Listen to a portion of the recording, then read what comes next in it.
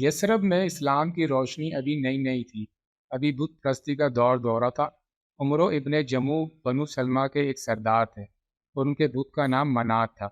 یہ بت نہایت قیمتی لکڑی کا بنا ہوا تھا۔ ماہر کاریگر نے اس کی تراش میں کوئی کمی نہ چھوڑی تھی۔ عمرو اس کو ہر روز خوشبو میں بساتا، اس کو بناتا سنوارتا، اس کی صفائی کرتا، صبح و شام اس کی زیارت کرتا اور حد الامکان اس پر اپنا مال و دولت نچھاور کرتا۔ وہ اس کی محبت میں ڈوبا ہوا تھا۔ ایک دن عمرو بن جموع منات کے سامنے نہایت عاجزی و انکساری سے کھڑا ہوا۔ پہلے تو اس کی خوب تعریف کی، اس کے مناقب بیان کیے اور پھر کہنے لگا، منات تمہیں تو علم ہے ہی، ہمارے شہر میں جو ایک نئے دین کا سفیر آیا ہے اس نے اسلام کی تبلیغ شروع کر دی ہے۔ اس کی دلی خواہش ہے کہ وہ ہمیں تم سے ہٹا دے۔ وہ ہمارے دلوں میں سے تمہاری محبت کو ختم کرنا چاہتا ہے۔ میں اس سے دو ہاتھ کرنا چاہتا ہوں اور میری خواہش ہے کہ اس سے صاف صاف بات کروں، مگر میں نے مناسب سمجھا کہ پہلے تم سے مشورہ کروں اور پھر اس سے بات کروں۔ برائے مہربانی تم مجھے مشورہ دو کہ مجھے کیا کرنا چاہیے۔ منات نے اس کی گفتگو کا کوئی جواب نہ دیا۔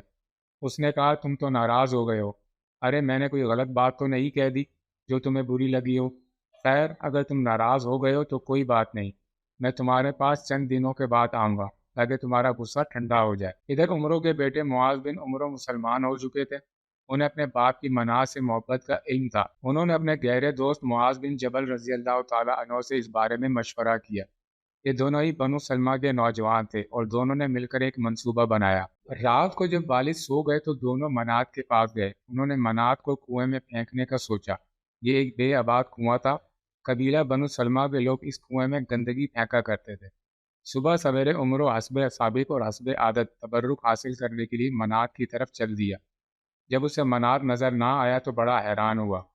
اس نے زور سے کہا، ارے کون ہے وہ بدبخت جس نے میرے معبود کے ساتھ آج رات ظلم و زیادتی کی ہے؟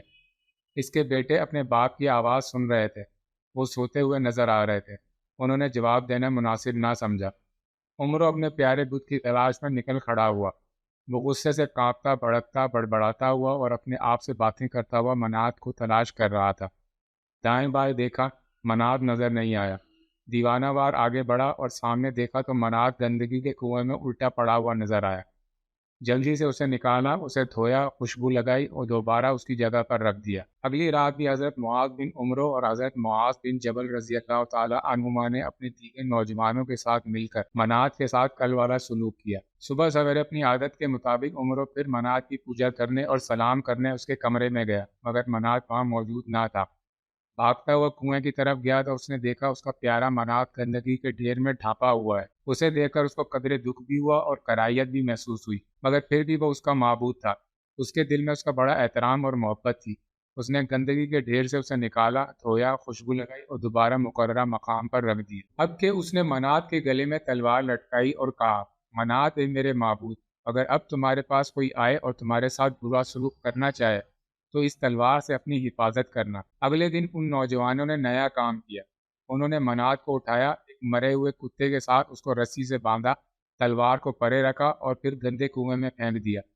اگلی صبح بوڑھا عمرو اٹھا، سیدھا منات کے کمرے میں گیا۔ کمرہ حسب سابق خالی تھا۔ اب وہ کنویں کی طرف گیا۔ اس کا منات کتے کے ساتھ بندھا ہوا تھا اور گندگی سے لت پت تھا۔ تلوار بھی اس کے ساتھ نہیں تھی۔ اب عمرو کی عقل ٹھکانے آ چکی تھی۔ جب اس نے اپنے پیارے منات کو کتے کے ساتھ بندھا ہوا گندگی میں لت پت دیکھا تو پکار اٹھا، اللہ کی قسم، اگر تم معبود ہوتے تو تم اور کتا اس گندی کنویں میں کبھی اکٹھے نہ ہوتے۔ اب عمرو غفلت کی نیند سے بیدار ہو چکا تھا۔ ایمان کی دولت سے سینہ منور ہو چکا تھا۔ حقیقت سامنے آ چکی تھی۔ اس نے اپنے بچوں کو ہمراہ لیا اور اپنے اسلام لانے کا اعلان کر دیا۔ پھر منات کے پاس گیا، اس کو اپنے قدموں سے روندا، اس کے ٹکڑے ٹکڑے کر دیے۔ وہ سوچ رہا تھا کہ میں کتنا گمراہ تھا کہ ایک لکڑی کی پوجا کرتا رہا۔ میری زندگی کتنے اندھیرے میں تھی۔ اب وہ صراط مستقیم کا راہی تھا، اسلام کا مددگار اور معاون۔ اس کے سامنے ماضی کی کوتاہیوں کو دور کرنے کا ایک ہی راستہ تھا کہ اسلام پر ثابت قدمی سے چلے، اور پھر عمروں نے اپنی اولاد، اپنا مال اور اپنی جان اسلام کے لیے وقف کر دی۔